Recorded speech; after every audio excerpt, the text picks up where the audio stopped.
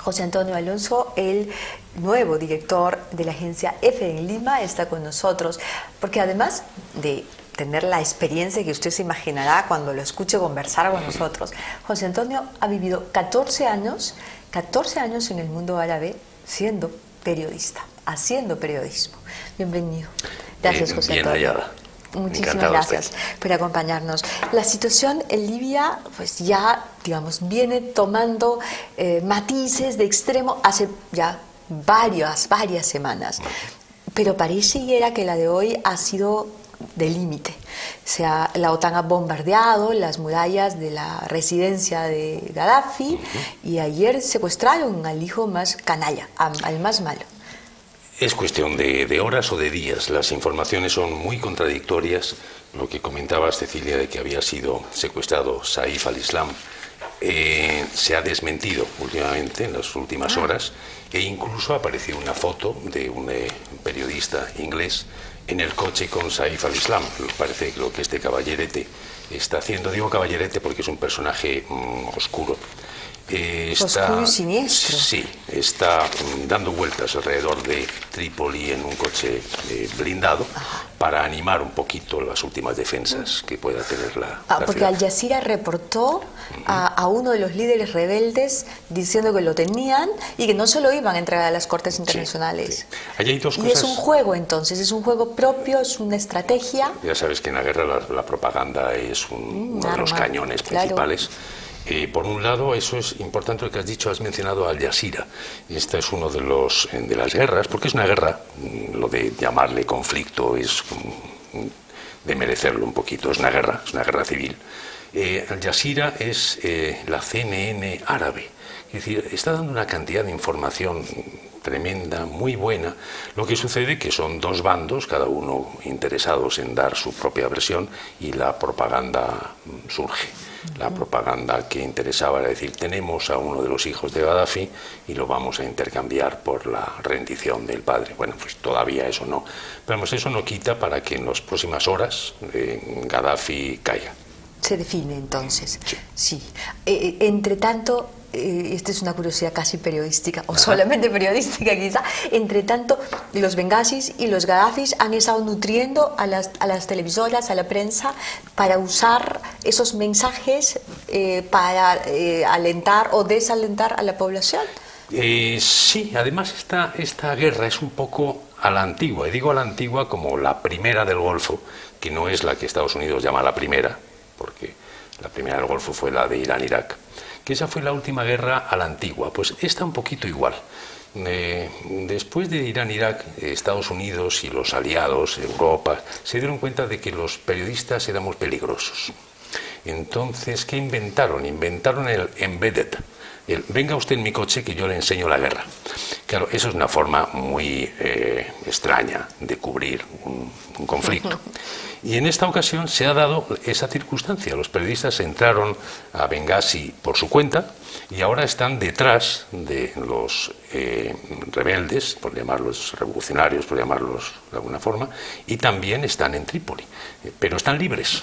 Entonces, desde el punto de vista periodístico, es una guerra que, perdón porque parezca un elogio a la guerra, no lo es en absoluto, pero es una guerra que tiene interés desde el punto de vista periodístico, es a la antigua, a la que yo estaba acostumbrado, porque lo del embedded, ningún periodista de rigor lo inventaron agradece. Las guerrillas en realidad, ¿no es cierto? Sí, las guerrillas te llevaban para darte el reportaje, claro. ¿No es cierto? Y claro, tú estabas entre comillas protegido, claro. Exactamente. Sí. Eso ha pasado en Perú, por supuesto, porque ha habido pues guerra también aquí hasta hace no muchos años, gracias a Dios, ya nos hemos librado de ella, ¿no?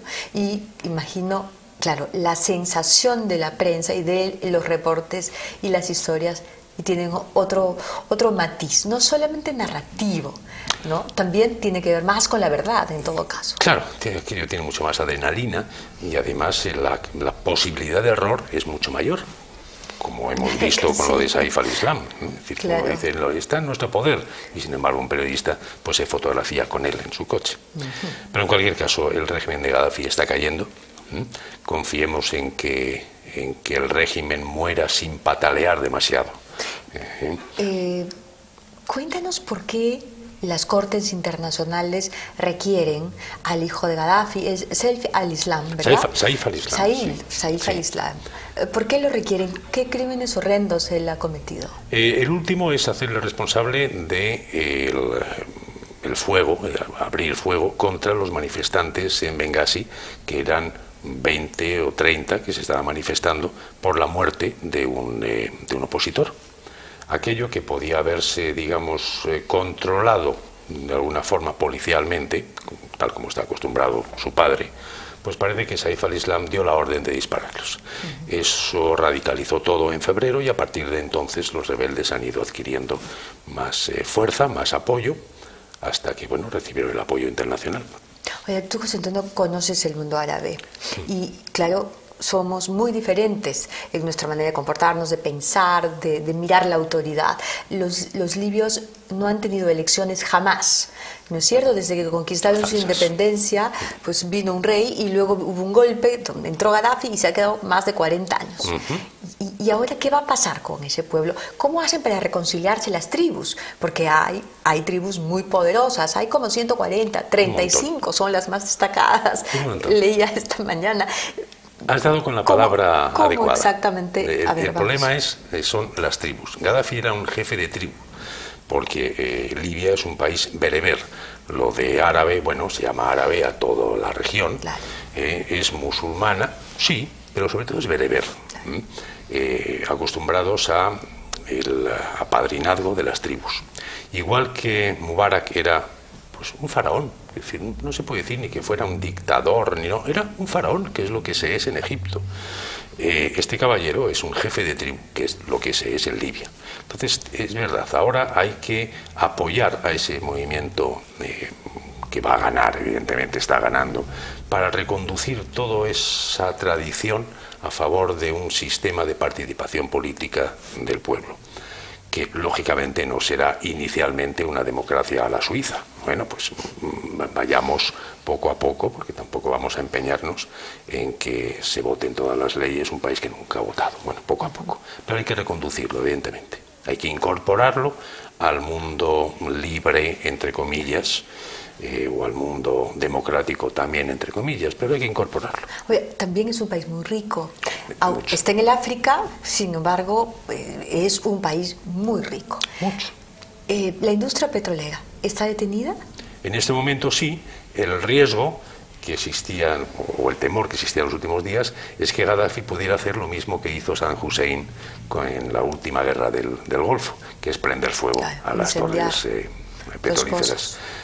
No creo que lo haga porque ya no tiene poder sobre esas áreas, es decir, las áreas de los oleoductos, del puerto y de los propios pozos, pues ya no lo controla, porque sus aliados, que eran los mercenarios del Chad, ya no se atreven a entrar, ya no entran en Libia. ¿Y qué va a pasar con Gaddafi una vez derrocado? Si es que si lo agarran vivo, ¿le va a pasar? Ese es el punto, ¿verdad? Vamos a ver, ¿qué posibilidades hay de que lo agarren vivo? Y si lo agarran vivo, ¿le puede pasar lo de Saddam Hussein?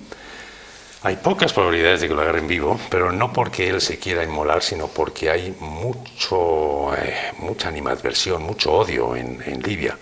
Es decir, va a ser muy difícil que quien tenga la oportunidad de acercarse a Gaddafi no recuerde que un hermano, un cuñado, pues murió en la cárcel hace 3 meses o 2 años. Y torturado, además. Claro, es decir, hay muchos deseos de venganza. Si es capturado vivo, pues bueno, habrá que ver quién lo juzga. Los rebeldes o ya el gobierno libio querrá ser quien lo juzgue. Internacionalmente se intentará que sea en el ámbito internacional un poquito más objetivo, pero en cualquier caso va a ser un show. Definitivamente. Y lo veremos en vivo y en directo. Me temo. Sí. Y saliendo ya un poco de este escenario, vamos al otro que también nos llamó tanto la atención en los últimos tiempos. Vamos a Egipto. ¿Cómo empieza a reacomodarse esa sociedad? Por suerte, es decir, hasta ahora Occidente, y llamo Occidente al occidente que tenía influencia en el mundo árabe, que es Estados Unidos, Europa y por supuesto China empezó ya a tener mucha influencia en el Sudán. Hasta ahora a Mubarak se le permitía prácticamente todo, al faraón. ¿Por qué? Porque se temía que sin él pasara lo mismo que pasó en Irán y que el fundamentalismo islámico tomara el poder.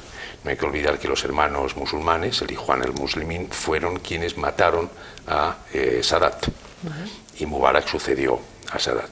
Entonces había mucho temor de, caramba, como el día que desaparezca este caballero, a ver qué nos encontramos aquí.